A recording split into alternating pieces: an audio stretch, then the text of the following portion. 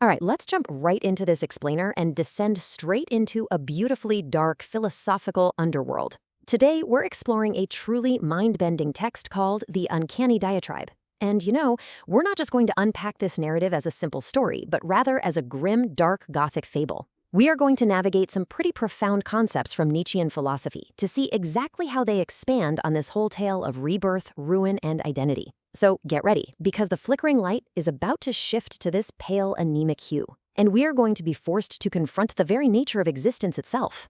Picture this grand minister of the unmade. His vestments are shimmering with gold dust, but it looks almost like a creeping infection. This is the gold demon.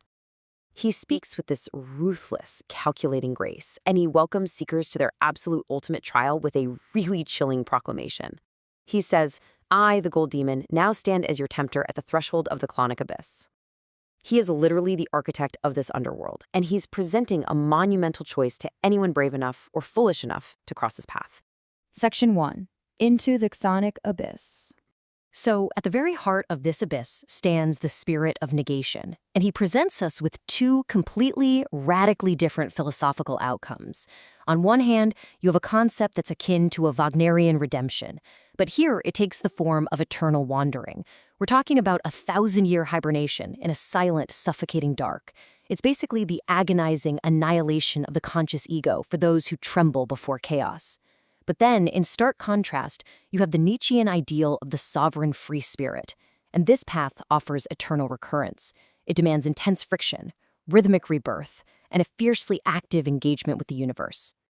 Now, what exactly is eternal recurrence? Well, to put it simply, it's the rhythmic cycle of destruction and rebirth that demands the intense friction of mastery. Think about it. To avoid the ultimate entropy of stillness, to avoid just melting away into that agonizing hibernation we just talked about, you have to actively embrace this cyclical friction. It's kind of like building muscle, right? Without the resistance, without the tearing and the recovery, there's absolutely no growth. You can't just tremble before the chaos. You have to step right into it.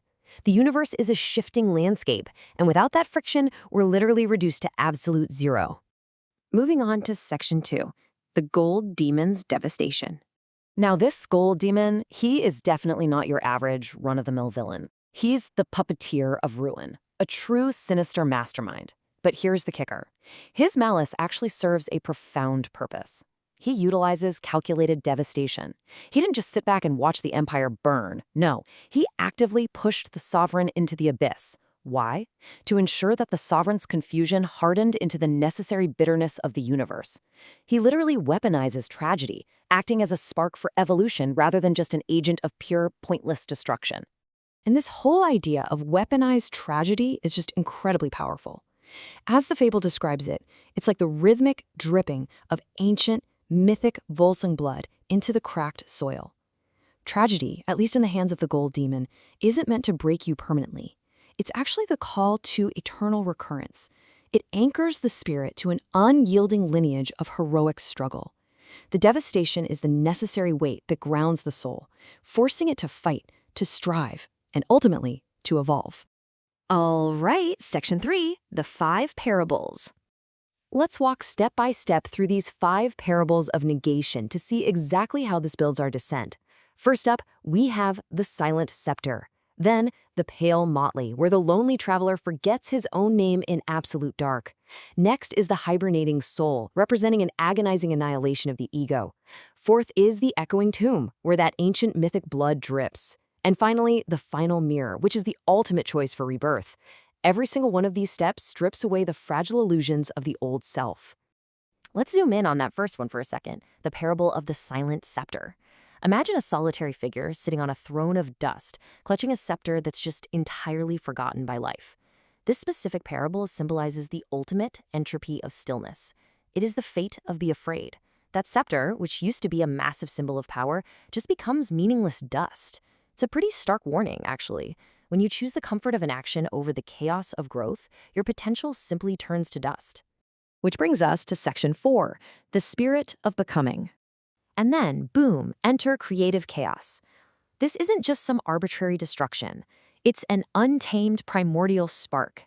It acts as a vital engine to guarantee that reality remains a constantly shifting landscape. You can think of this creative chaos as the fertile rot of the old world. It's absolutely crucial because it ensures that we never, ever succumb to the stagnant confines of a frozen existence.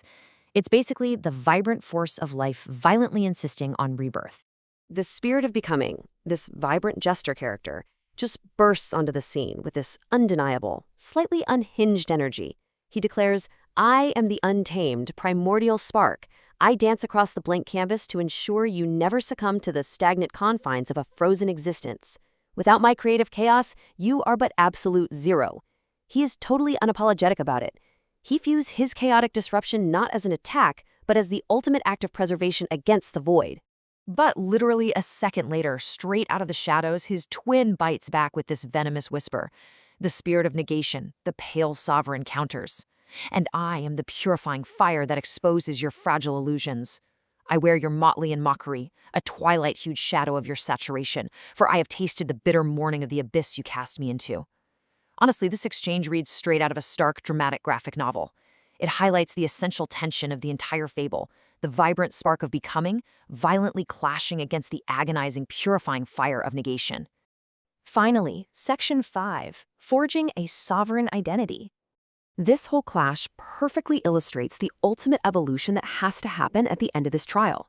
On one side, you have the stagnant king, just a pale, anemic mimicry fading into the absolute dark, clinging to these counterfeit prophecies of divine right. But then, on the other side, forged entirely through the Gold Demon's calculated devastation, emerges a true cosmic force. This isn't merely survival, guys. It is profound spiritual growth. The old ego, that stagnant king, absolutely had to be destroyed in the fertile rot of the old world so that the sovereign free spirit could actually take its place. And you seal this massive transformation by taking what's called the Oath of the Willionaire, which means the will of the fool or jester. Taking this oath means you fully accept that the destructive malice, the bitterness, the weaponized tragedy, literally all of it, is actually the fertile soil for a grander rebirth. Through the rot, we find the growth. Through the negation, the dance of the universe begins anew. You finally stop seeing yourself as a victim of the abyss, and you start seeing the abyss as your forge. So, here's what it all comes down to. When you're standing before that blinding, vibrant mirror at the very end of this window of negation, the Gold Demon leaves us with a genuinely profound choice. In your own journey, when you are faced with the total collapse of your certainties, will you choose the stagnant confines of the Silent Scepter? Are you going to remain a pale mimicry, safely hidden away in the suffocating dark? Or will you embrace the intense friction of rebirth, accepting the chaos and the tragedy as the very fuel for your own cosmic evolution? It's a heavy question from a brilliantly dark fable, but it is one that's absolutely vital for every single one of us to answer.